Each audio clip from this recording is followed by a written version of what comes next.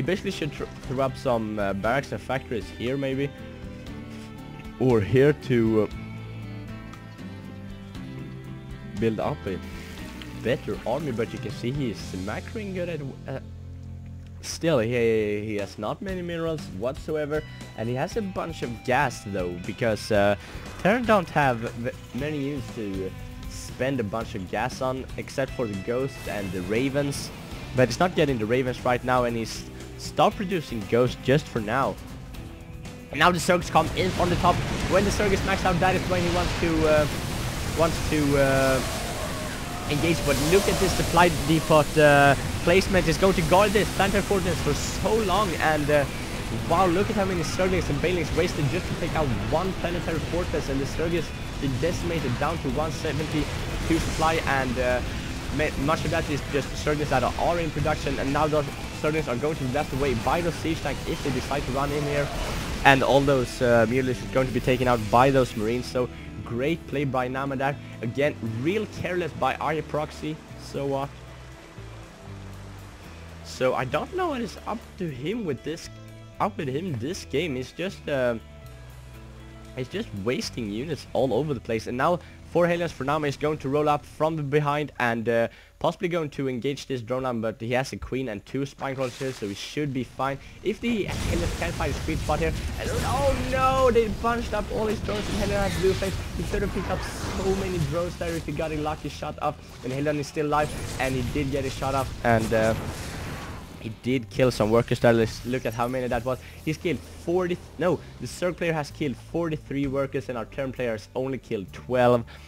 So that just shows you that why the Zerg can have so much income and the Terran player does not. And now the Terran is only on 1 mining base because he is mined out in his main. So we'll basically have to push out here and do something and expand while doing this. And now a drop could be picked up by those mutilations, but of course you can see that units are loaded inside of this, and a sensor tower is trying to go up in the middle of nowhere, and the Thors and Marines are just doing a great job picking up all those mutilations.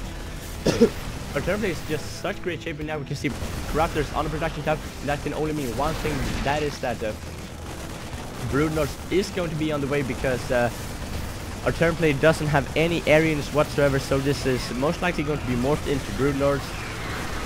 But now he has to deal with this ground army of Naama, a nice controller moving back the Marine, letting the Thor take all those Banelings, and the Thor that still has half his HP with all those Banelings blowing up there. So the real cost-effective Thor is a Corporal with 9 kills. Now going to move in Naama here and stimming his Marines once again, killing up a lot of Zerglings and siege tank sieging on the low ground, and with those medevacs going to be able to spot up here and pick up that Banelings nest. So no more Banelings for IProxySoWhat when those have spawned or been taken out. And oh, he's just going to be stick with half that Marine squad. Again, nice control by Naama, even when on the creep, and the Banelings have their speed upgrade. He managed to save the majority of his Marines, but this is when you need to go to snipe those Broodlords. These Broodlords are just going to turn the tide of this battle so hard. Just like 4 or 5 Broodlords, that is 5 Broodlords. This is when he needs to go. He can just stand here and basically put 5 snipes on each Broodlord, and they're all dead, and then he could win the game, but he did not do that. And now the sensor tower is going to go down as well. I don't know why he put it there, because sensor tower is very expensive. I believe they're like 100 and well, let's check that out. Yeah, they're pretty expensive. 100 gas, 125 minerals. That is something you don't want to lose just like that. Now the Broodlords are going to have a heyday at all those Marines, and SVs are going to move forward, because there is not much that you can shoot down the Broodlords except for a lucky squad of Marines that stims in the right time when the Broodlords are unguarded. And now it could be the right time, because the Broodlords are very much unguarded. But take a look at the units tab. He don't have very many Marines, only 20 Marines, and he has a nuke but no Ghosts to nuke with. And look at this, the Zerg player has 92 drones. That is not great play at all. It's allowing him to have a great saturation, but his army is so much smaller with all those drones, and the Marine squad is trying to take out this hatchery, but they're not going to be able to. Oh, loading up in that medevac, that is smart, and flying off up on this cliff. And this expansion is completely unguarded, and I don't think that the Zerg realizes that. Oh, neither did Naama, so he's just going to be flying back and drop those Marines once again and probably going to get those. Yes, losing 3 Marines there. And the Zerg player IProxy is just staying with all his units up in the open field here. And he don't have a healthy unit combination, I would say, because of all those drones. He has 112 Zerglings. I think he should just streamline into here and stream into here and take out all of this, because 1 Thor and 21 Marines can't hold their own against 112 Zerglings and 5 Broodlords. So sacrificing all those Zerglings and making up supply for those T3 units, which is the Broodlords and maybe the Ultra Relics, but I don't think he has the Ultra Cavern on the map. Now you can see that the Terran player is going for the +3 upgrades for his infantry. Somewhat late. We're currently 26 minutes into this game, StarCraft time that is, so he's a little bit late on the upgrades and just now getting some Vikings to counter those Broodlords. Nice play from Naama, and now IProxy is going to morph in a bunch of Banelings, going to be maxed out with a bunch of resources, so he's going to go for one big battle here and free up some supply with all those Banelings and Zerglings, and then go for a nice unit composition based on what the Terran player has, because he has so many money and minerals, and I believe he has a lot of larvae as well. Look at all those larvae saved up. He can just rebuild this instantly as soon as, but the Terran player cannot, because, well, he has a bunch of production facilities, but he hasn't got the economy that the Zerg has, just running off 2 base, 1.5 mining base, I would say. He has to expand more. Well, you can...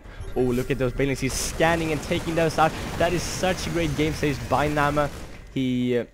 I don't know how he caught a glimpse of that, but anyways, just shows you how high level he is of a player.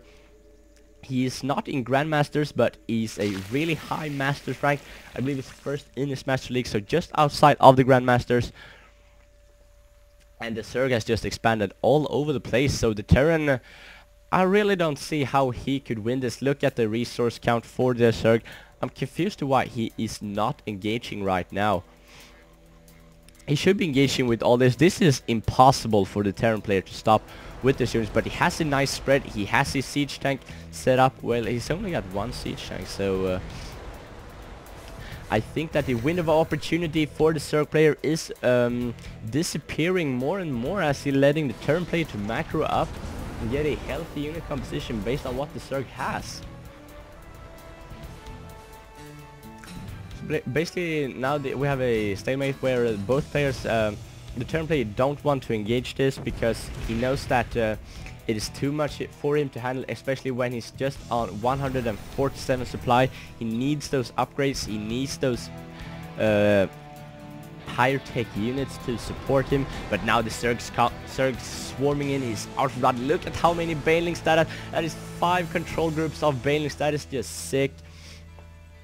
And I think I saw this in a music video once, I can't remember. But now it's going to roll in at Naama's only mining base, and it's going to blow it up immediately, and he forced lift off on his command center, and now it's going to roll in and just blow up all those Marines and SCVs and taking out everything at once. But fortunately for Naama, he blew up every Baneling on that siege tank, so that is good for him. But now more Banelings are rolling in. Nice spread by Naama. This is so great control. I'm curious to what APM is at right now. Take a look at the APM. No, not the APM tab. APM tab. You can see that it over like 240. That is so great. Let's take that away and look at the battle. And the Zerg army just evaporated to all those. But look at this. The Terran player is at 38 supply under 127. So even though Naama did a great job holding that off, the Zerg has such a great economy. He has so much larva saved up at all his bases. He has 10 bases to produce units non-stop with all those minerals. So he's maxed out again, and the Terran is only on 40 supply. He needs to expand. I'm surprised to why he hasn't done that before.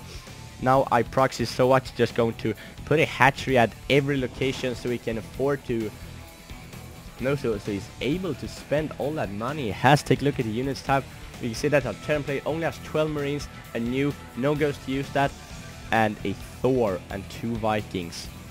So yeah, the Zerg's maxed out again, and our Terran player is at 49 supply, so he should move out again. But it dropped coming in here for Naama, and this is basically what he has to do if he's going to have a chance to win this game. It's harassment, harassment, harassment. But if he is harassing like a god, the Zerg could just now move into his base and steamrolling him. Look at that, even Altar is on the field now with the Kindness playing almost halfway done, and also this Zerg Flyers weapon level 3 and Infestors mixed in, so the Zerg is just going crazy with every unit in the book. The only thing that we haven't seen in this game is Roaches and Hydras, which tend to be used in every game, but no Roaches or Hydras here in this game. And their players is still trying to harass at the Zerg's base, but what he should focus on isn't this base. Well, he could take out the Hive Tech, but I don't think that is a big of a deal, because he should focus on all those mining bases that the Zerg has.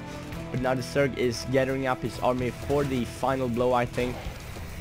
He's maxed out again, and he allowed the Terran to recuperate some of his money, but some of his army, but this is not going to be enough.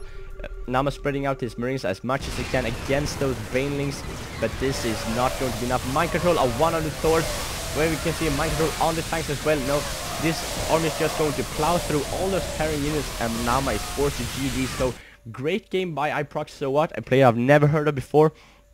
He was very careless with all his units, but he backed it up and proved to be a really great player, defeating Naama in a very convincing fashion. Much of it came down to that Naama didn't expand during all of this, just now saturating up his fourth base, which was his only mining bases, because you can see the minerals are dwindling here at his third. So great game by IProxySoWhat. I'm going to be signing out now, so hope you enjoyed. I'll see you guys next time.